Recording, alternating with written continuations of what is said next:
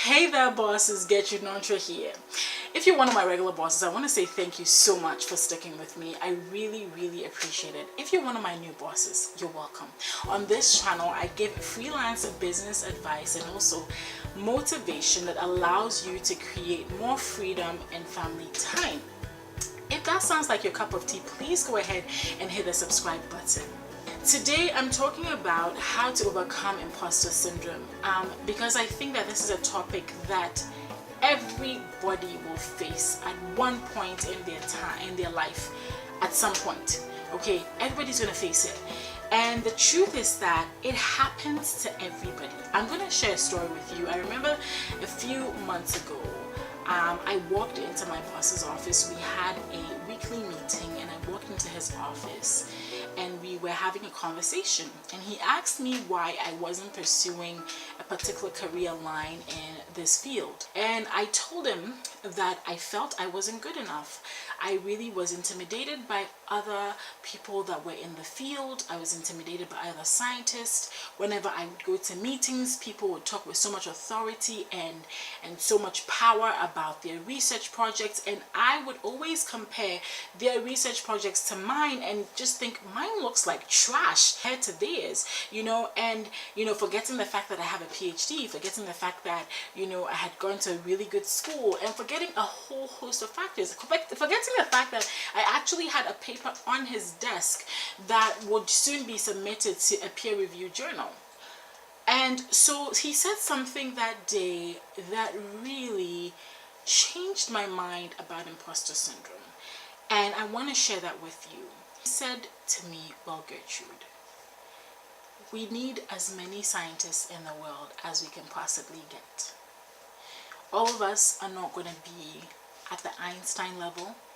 All of us are not going to be, publishing in Nature and Science. Nature and Science are two of the biggest journals in science. And if you get your paper published there, okay, you're like the genius level, God level, basically." And he was like, "We need scientists to just do good work. We need people that are part of that workforce to do good work."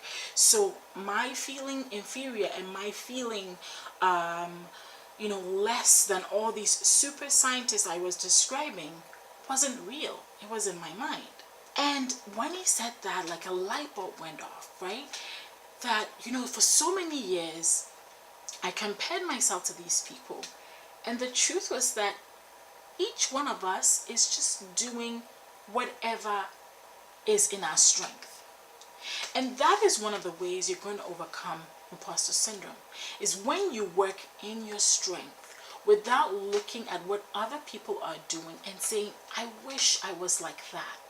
Because a lot of us look at bigger vloggers, bigger YouTubers, bigger bloggers, and we're like, "Oh my word, I can never get to their level," right? Or somebody tells you that I made 25,000 blogging this month, and you look at your income and you just made 300, right? And you're like, "Oh my goodness, when am I ever going to reach this $25,000 income level per month?" And it easily makes you feel like, I'm an imposter. Like, I don't even deserve this kind of success. I don't even deserve to be here. I don't even deserve for my name to be called amongst this group of people. Here's the thing. Even those bloggers and vloggers who are making 25K, even those super scientists that I was describing, they feel imposter syndrome from time to time. And I was surprised to learn that. I actually did some research into the topic, and I found that this is actually a very common thing that happens to very high achieving people. There are people that have doctorates upon doctorates. There are people that have published papers in journals people only dream of. There are people that have won Nobel Prizes who have still felt the imposter syndrome. So don't think you're alone in this thing. You're not alone in feeling like you're an imposter with whatever it is you're trying to do. Now, fear is absolutely natural. It is natural. It's natural to feel fear.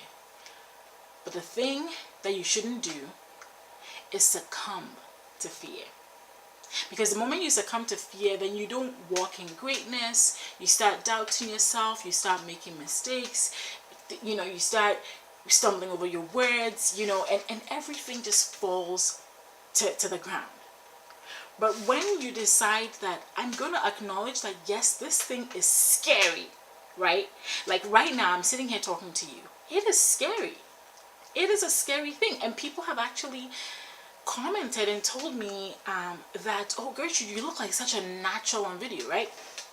And I laugh at that comment because a few years ago when I started doing videos and I started doing videos actively on Periscope, let me tell you something. My heart would race every time I was about to go live. Race. And it took me months and months to get over that. And there's still times that when I'm about to get ready to do a YouTube video, my heart still beats a little bit. But I'm like, no, I need to put this value out in the world. My ideas are worth sharing. So I'm going to get on camera and I'm going to share my ideas. And I don't care if 10 people watch, if 20 people watch. Well, I do kind of care. But I'm going to put it out there. And whoever gets it, well, they get it and it helps them. So I want you to think about that. That number one, all of us feel this fear. Number two, the fear is natural. But what you shouldn't do is succumb to it. Number three, you will make mistakes, and we all make mistakes. The key is to learn from those mistakes. To sit down and evaluate, okay, what can I learn from these mistakes that I made? And not allow those mistakes to cripple you, because sometimes when that happens, okay, we take a chance, right? We take a chance and then we make a few mistakes and we're like, oh, I said it.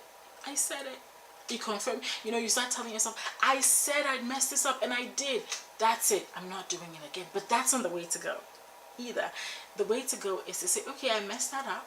That was a mess. And there are times that I've had to tell myself that it was a mess. But okay, what can we learn from that?